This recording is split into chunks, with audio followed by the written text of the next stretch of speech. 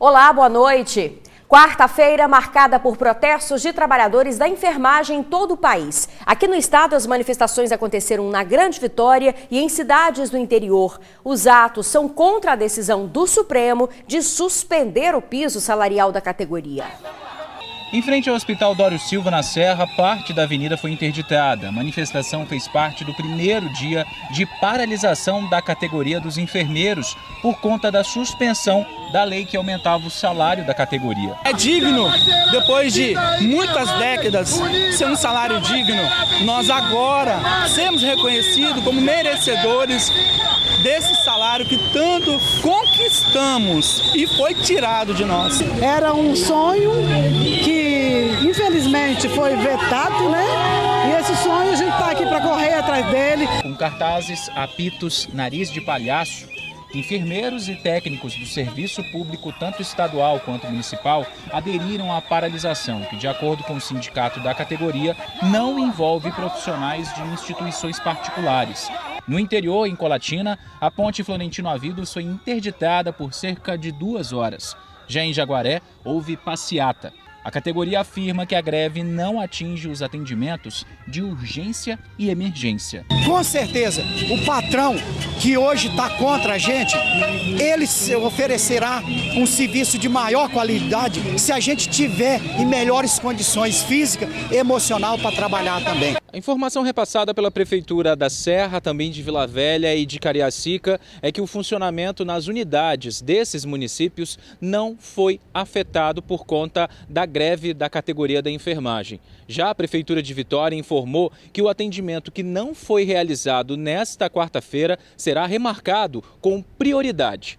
Já com relação ao funcionamento dos hospitais aqui no Espírito Santo, a informação da Secretaria de Saúde é que as unidades hospitalares estão funcionando normalmente. Inclusive, a SES informou que existe um plano de contingência, caso seja necessário, para que o atendimento nesses hospitais não seja prejudicado. Apesar da informação das prefeituras e também do estado, a dona Adalci, que há anos espera por uma cirurgia, afirma que o procedimento tão esperado foi cancelado nesta quarta-feira. Seria feito no Hospital Dório Silva. Quando eu vim aqui no Dório Silva, que a doutora me examinou, ela falou aqui, ó, você ainda tem ovário. Desceu o ovário e desceu a bexiga. Então nós vamos operar o ovário e vamos amarrar a bexiga. E agora, o que é que eu faço? Vou para casa até quando? Nos últimos dias, a categoria tem se manifestado contrária à decisão do ministro do STF, Luiz Roberto Barroso, que, em liminar, suspendeu a lei que aumentava o salário de enfermeiros e técnicos, um dia antes dela entrar em vigor.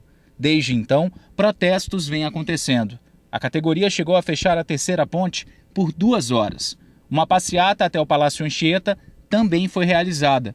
No interior do estado, também houve manifestações. Na última sexta-feira, em plenário virtual, a maioria dos ministros do Supremo decidiu por manter a suspensão do aumento do piso salarial. Com isso, a categoria optou pela greve, organizada pela Federação Nacional dos Enfermeiros. Nós merecemos o nosso piso salarial e é por isso, né, nesse golpe que fizeram conosco, 60 dias, véspera da eleição, tempo suficiente para eles ganharem a eleição e saírem como vitoriosos, e nós com o nariz de palhaço, nós não vamos deixar isso passar barato, nós queremos o nosso piso salarial. Novas manifestações estão previstas para o próximo dia 30. Câmeras flagraram um atropelamento de um adolescente em Guarapari. Olha só essa imagem. O jovem atravessava na faixa de pedestres. Primeiro, ele é atingido pela moto, cai no chão e é arrastado pelo carro. Esse caso foi no bairro Muxaba, em Guarapari. Segundo testemunhas, o motociclista parou para prestar socorro, só que o motorista do carro não. O jovem estava seguindo para a padaria e, por incrível que pareça, teve somente ferimentos leves. Que susto, né? Está em liberdade o suspeito de participar do tiroteio que aconteceu ontem à tarde na Grande São Pedro, em Vitória. Tiago do Nascimento Muniz foi detido com drogas e armas, mas foi solto por ordem da Justiça sem pagamento de fiança. As aulas foram retomadas nas escolas do bairro.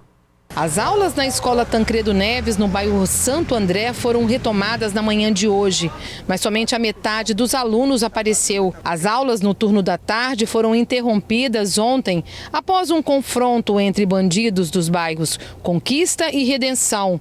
O fato aconteceu em frente à escola. O tiroteio teria começado na rodovia Serafim-Derenze. De lá para cá, os bandidos vieram trocando tiros e espalhando terror no meio da rua. Pais, alunos e funcionários ficaram abrigados dentro da escola durante o confronto.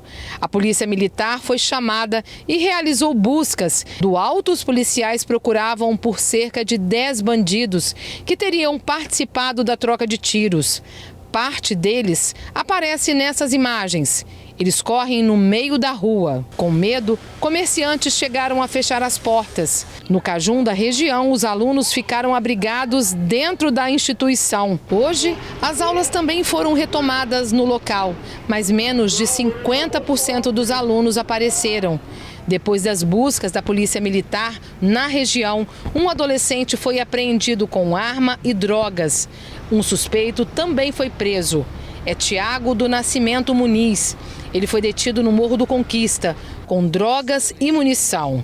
O criminoso já havia sido preso por tráfico de drogas em 2014.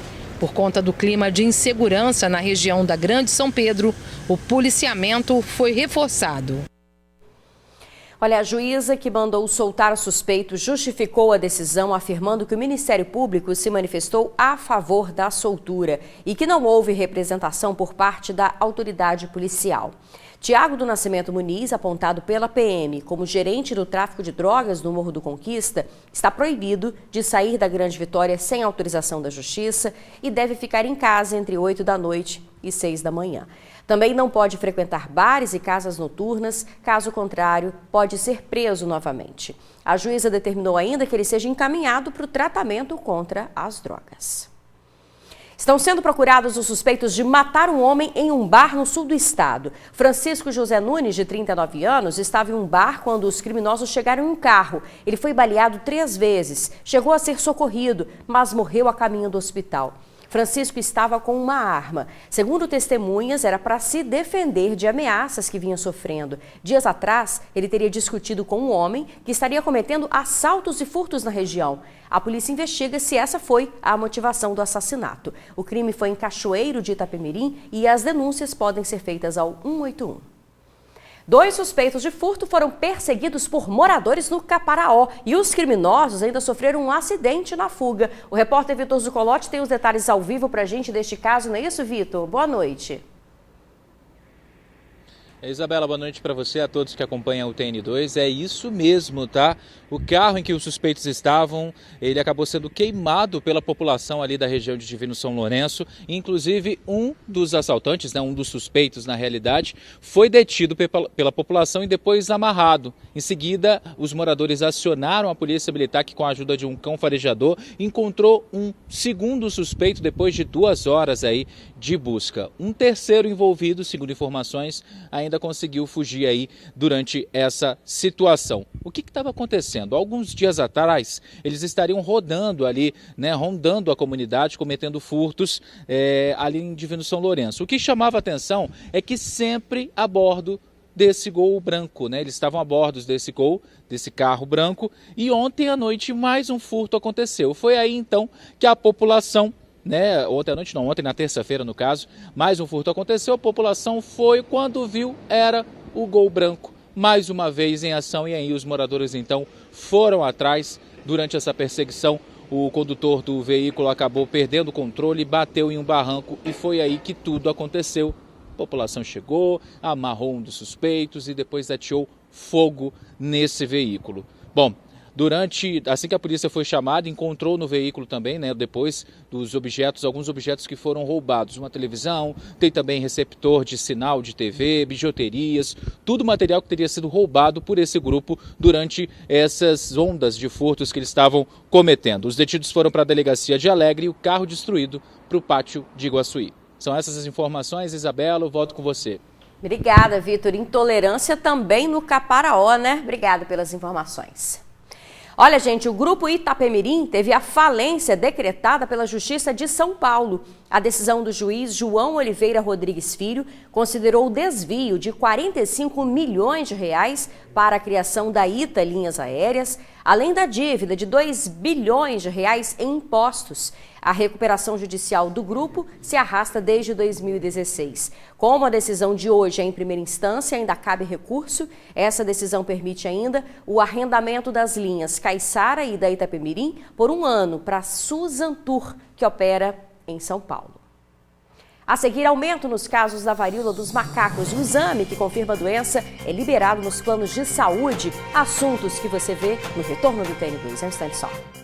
TN2 de volta. Parte da BR-101 ficou interditada após um acidente no começo da tarde. A carreta carregada de limão tombou e ficou atravessada em uma das pistas. Esse acidente aconteceu em Rio Novo do Sul. Segundo a Polícia Rodoviária Federal, a suspeita é de que o acidente aconteceu porque a carga estava mal acomodada.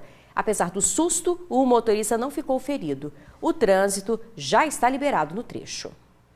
Agora o assunto é saúde. O Espírito Santo passou a fazer os exames da varíola do macaco aqui no Laboratório Central. Com isso, o resultado, que antes saía em até 13 dias, está disponível em até 72 horas. O Espírito Santo já contabiliza mais de 60 casos confirmados da monkeypox, conhecida como varíola dos macacos. Outros 170 estão em investigação. Agora, os testes que antes deveriam ir para o Rio de Janeiro passam a ser feitos no Laboratório Central daqui. A partir deste final de semana, agora, nós já estamos fazendo o diagnóstico aqui no LACEN. Então, assim, todas as pessoas que se enquadrarem como casos suspeitos, ou seja, pessoas que tenham lesões, pessoas que tenham pústulas, que tenham sinais característicos da monkeypox, as amostras são encaminhadas e agora estão sendo feitos diagnóstico no próprio LACEN.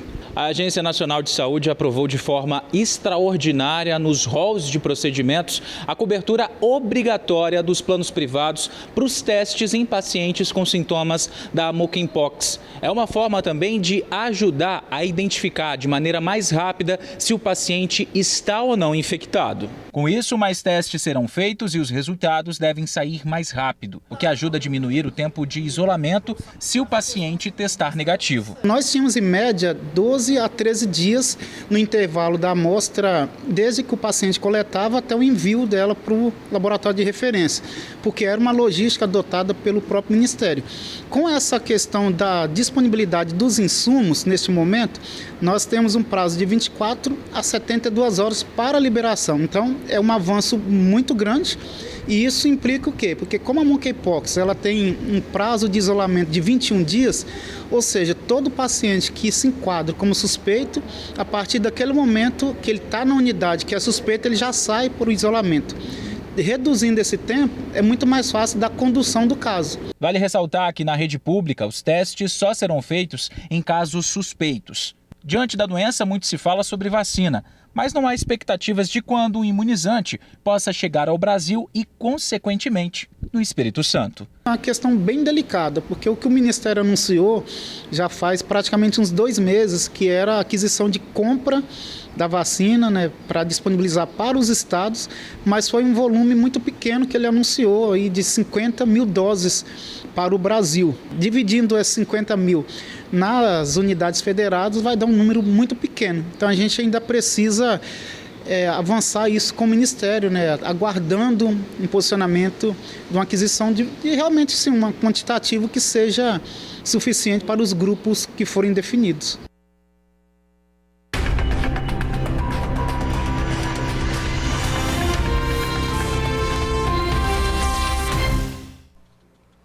Amanhã é o último dia para tirar a segunda via do título de eleitor, mas só pode fazer o pedido quem estiver em dia com as obrigações eleitorais. O melhor, gente, é que o documento poderá ser impresso pela internet.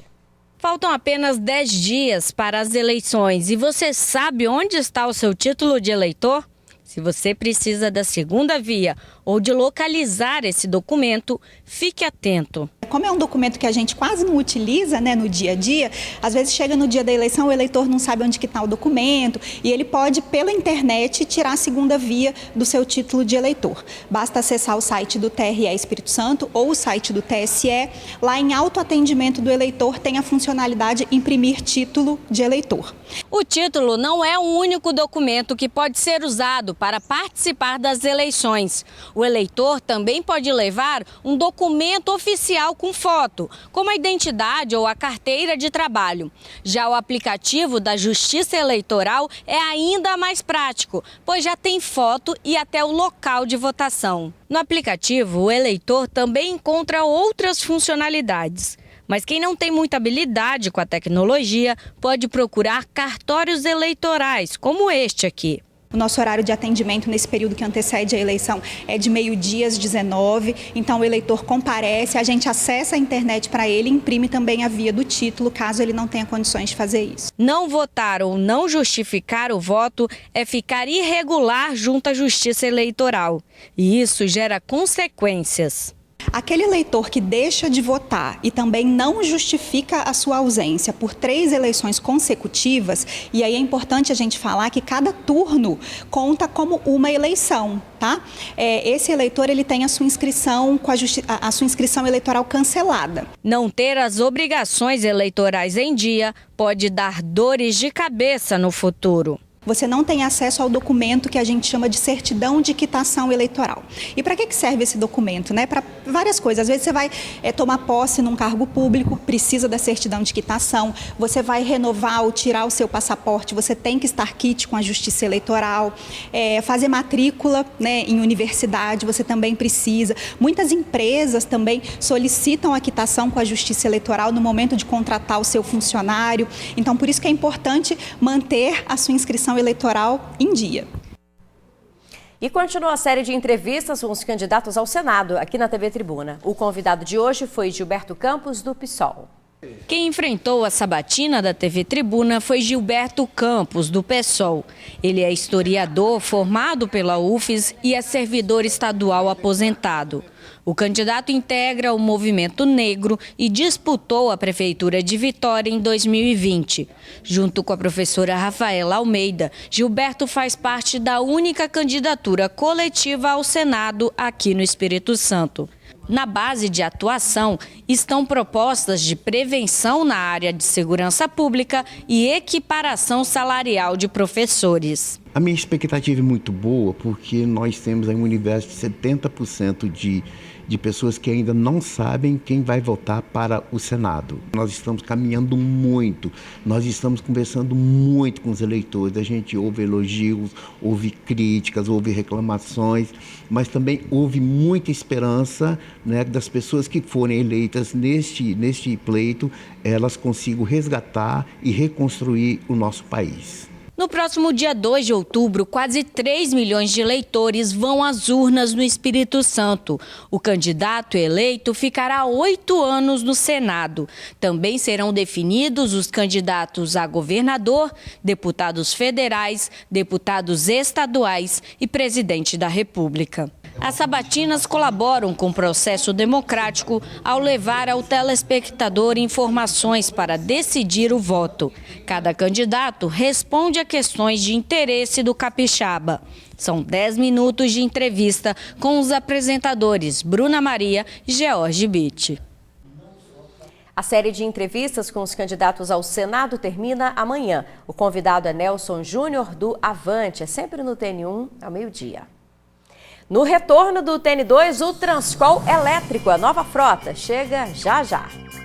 O novo Transcol elétrico chega ao estado na próxima semana. 4 empresas que operam no sistema da Grande Vitória vão reforçar a frota com os novos veículos. 4 começam circulando, viu? O coletivo tem espaço para 32 passageiros, catraca eletromecânica e ar-condicionado antiácaro, além da sustentabilidade, já que não há emissão de gases poluentes. A princípio, os ônibus farão o trajeto Terminal de Laranjeiras a Terminal de Campo Grande. É o mesmo itinerário da linha 515. Então, se você vir esse ônibus verdinho, pode pegar que vai fazer o seu trajeto. TN2 fica por aqui. Obrigada pela sua companhia. Boa noite. Até amanhã.